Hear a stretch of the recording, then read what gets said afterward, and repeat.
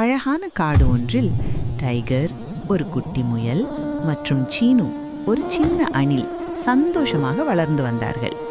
டைகருக்கு விளையாடுவதுதான் விருப்பமான விஷயம். அதே சமயம் சீனுவோ எப்போதுமே உழைப்பதில்தான் கண்ணும் கருத்துமாக இருக்கும். ஒரு நாள் டைகர் தன் பெரிய சிகப்பு பந்துடன் விளையாடி கொண்டிருந்தான். அதே நேரத்தில் சீனு மரத்தின் அடியில் அமர்ந்து உடைந்த தேங்காய் துண்டுகளை சேகரித்து வைத்திருந்தது. டைகர் சீனுவை பார்த்து கையசைத்து, "சீனு, வா விளையாடலாம்" என்று அழைத்தான்.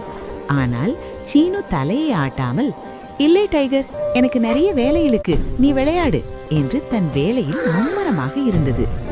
டைகர் திரும்பவும் விளையாடத் தொடங்கினான்.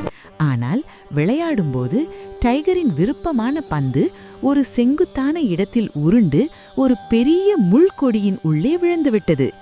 டைகர் அதை போய் எடுக்க முயன்றபோது முள்கொடி அந்த கையை குத்திவிட வலியுடன், "ஐயோ, என்னால எடுக்க முடியல, முள், என்ன செய்வேன், எனக்கு அது ரொம்ப பிடிச்ச பந்தாச்சே" என்று சோர்வடைந்தது.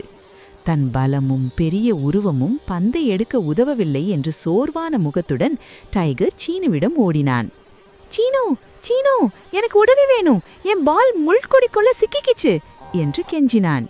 சீனு தன் வேலையை நிறுத்திவிட்டு டைகரின் சோர்வான முகத்தை பார்த்து, "என்ன டைகர், நில்லு, நான் பார்க்கிறேன்" என்று கருணையுடன் சொல்லி இருவரும் முள்கொடியிடம் செல்கின்றனர்.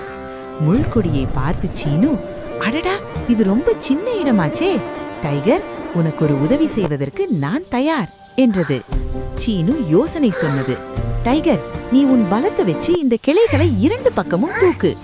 டைகரும் அதை கேட்டு தன் பெரிய கால்களை கொண்டு முள்கொடியின் கிளைகளை இரு பக்கமும் விழும் போல பலமாக பிடிக்கும்போது, "சரி, இன்னும் கொஞ்சம்" என்று வலியுடன் தூக்கினான்.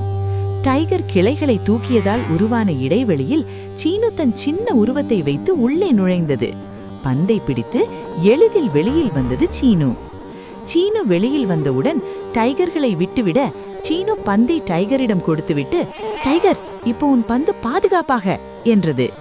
டைகர் மிகவும் சந்தோஷமாக பந்தை கையில் வைத்துக்கொண்டு சீனுவை கட்டிக்கொண்டான். "நண்பா, ரொம்ப நன்றி. நான் ரொம்ப வேகமாக இருந்தாலும் என்னால தனியா அதை எடுக்க முடியல.